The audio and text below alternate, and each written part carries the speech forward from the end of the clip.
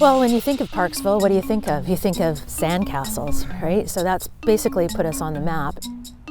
The community really rallies around this. We get so much support in terms of sponsorship, partners, even the public, because they're so proud to show off something that is so Parksville. This actually is even gotten bigger, and I would say it's more of a Vancouver Island event now. We attract, on average, 125,000 people each year to this event, and it brings in a lot of money for the rest of the community, which we give back to our volunteers for them to put back into the community. It is Parksville's signature event.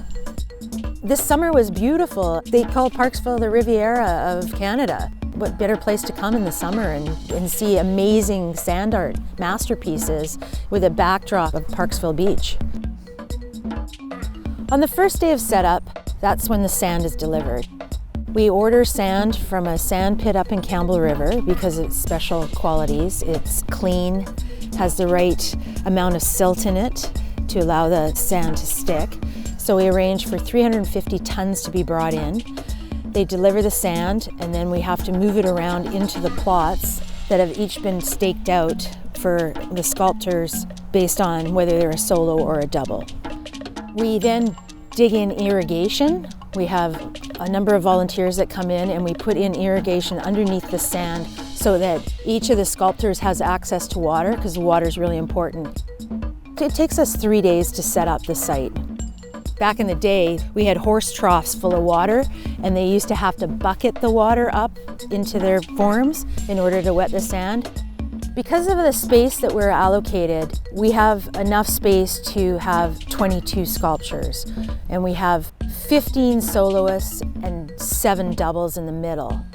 Each solo is given 10 yards of sand, and each double is given 15 yards of sand to work with.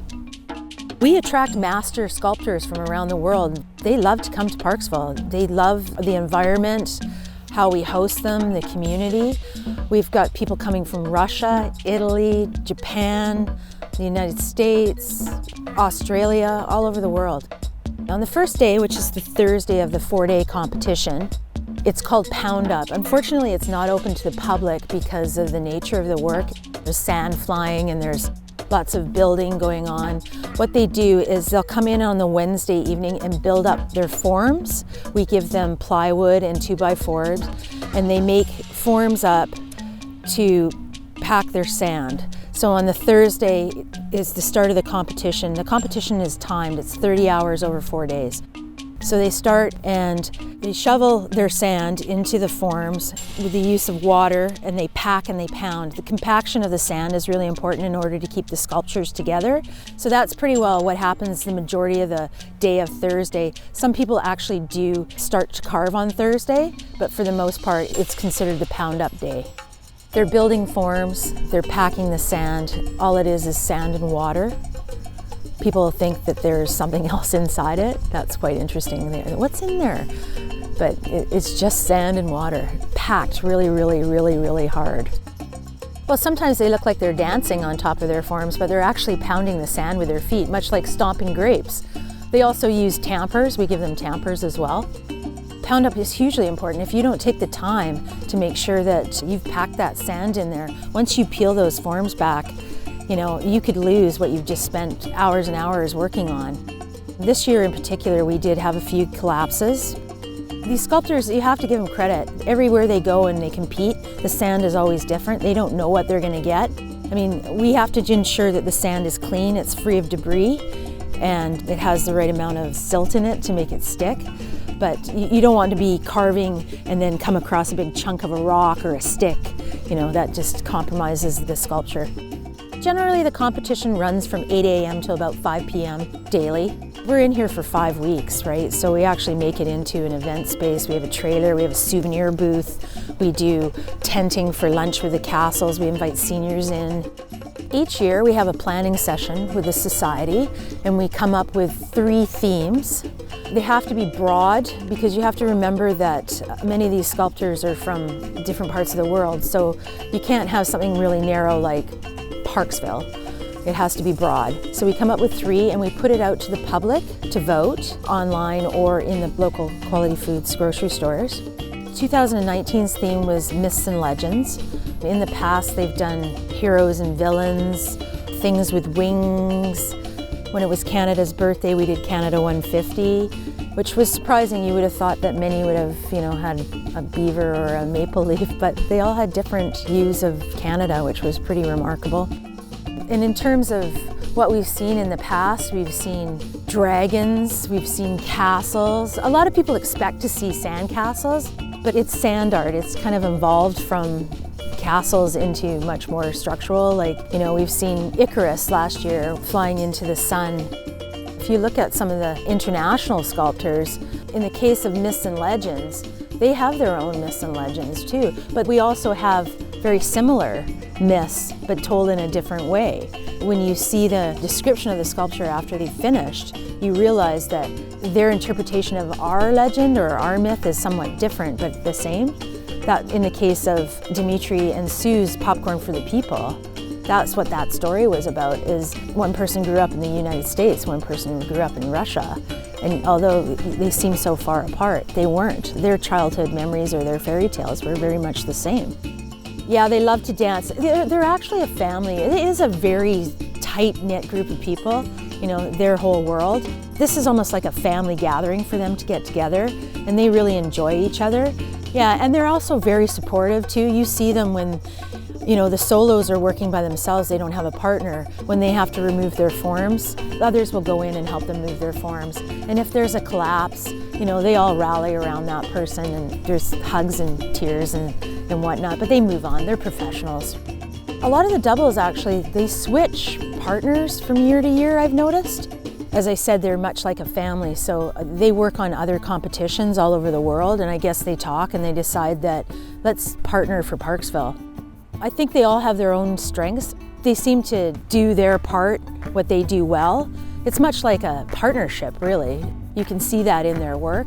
I've never really observed anybody sort of taking control, as they're left to do what they're supposed to do. Somebody might be more into the fine details and somebody might be more into the structure. They do actually judge their own work afterwards as well. We do Sculptor's Choice, so they do go around and choose what they think is the best solo and which is the best double. Each year we have Bruce Waugh come back. He's one of our local sculptors from the mainland, and he brings his drum kit, and every break he warns the sculptors that it's time by doing a drum solo. The competition wouldn't be the same without Bruce. The sculptors, a lot of them bring their own tools. I mean, they're carving tools for sure. We provide them with shovels and screens and the glue sprayers. A lot of them resemble dental tools. A lot of them use that, or very fine trowels. This year we actually had one of the master sculptors make each of them a trowel for a gift, which was really nice, and they all use them. When you see them working, you'll see a lot of them have like straws or something to blow away the sand. When they get into the finer detail, they have to move the sand out. It's very intricate. Imagine like pumpkin carving, but how that is today, but on a bigger level where something could potentially fall apart as you're carving it. It's pretty amazing that, somebody could carve something that looks like something out of a museum, and it's just made out of sand. Like, I'm always in awe. Like, when I see them, I'm awestruck by what they do. Our sponsor berm is quite remarkable. It sets up in the center of the circle. Charlie Boulay from Washington State comes out each year and helps do that. The top sponsors have their names carved in the sand, and they really appreciate that. We wish we had more space and we could get more sponsors. Charlie starts out on a Monday when we move in, so that takes a week to build. That's about 50 tons of sand. We don't open to the public on the Thursday because of the pound up. We open on Friday at 2 p.m. for them to come in and see the sculptors at work. So they get to see them Friday afternoon, evening, all the way through Sunday. About 3 o'clock is when the actual competition stops, and then it is judged. When we open up to the public, all the sculptors are carving. They would probably still have forms attached to it. The tops would be taken down because they work from the top down, and then they remove the forms as they start sculpting, and they're spraying. So when you came in on a Friday, you wouldn't necessarily see the finished product, but you get a good idea of what the person was working on. Of course, then they have all day Saturday and the majority of Sunday to complete their sculpture. We offer prizes for first to third in the double competition, and 1st to 5th in the solos. And then they are automatically invited back each year. They don't have to resubmit to come back. They automatically have an in to the next year's competition. They receive prize money, and then if you do not place, then they get an appearance fee. So you are essentially paid to come. We take care of their accommodation, their meals, and their travel. What we do with the sculptures afterwards is, in order to keep them up for 5 weeks, we spray them with a mixture of wood glue and water, 80% water, 20% glue, and we spray them until they form almost like a concrete crust on the top. It's probably only about ½ an inch thick, and inside of it is just pure sand. So if you were to throw a rock at it or hit it or knock it, it would crumble. When it's really hot out, it's great because it doesn't take as long for us to spray. The glue seems to set quicker when it's hot, it bakes. The awards are presented on the Sunday of the competition at about 5:30 p.m. It's open to the public. We'd love to encourage people to come out and support the sculptors, and we present them with their awards after the judges have gone through for a few hours and checked out the sculptures.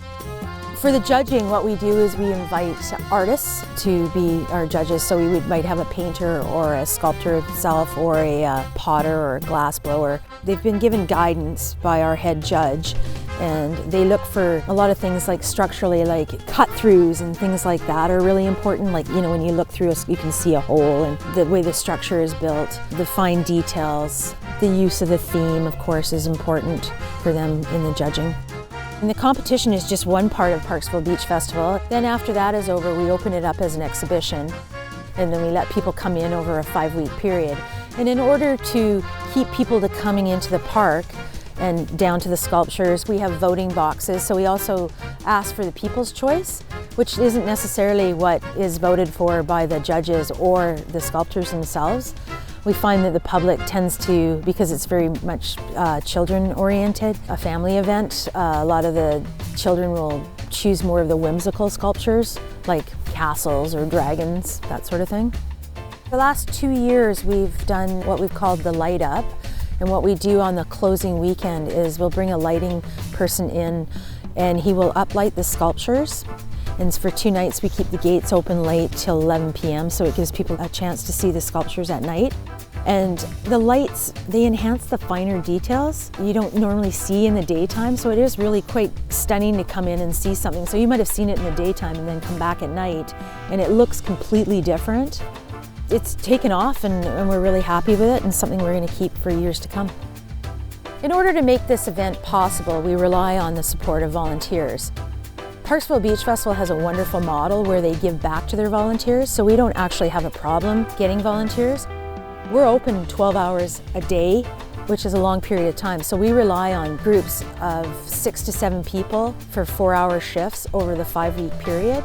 So we're looking at hundreds of volunteers that help make this possible, and that isn't even including the work of the Society, which is also a volunteer group.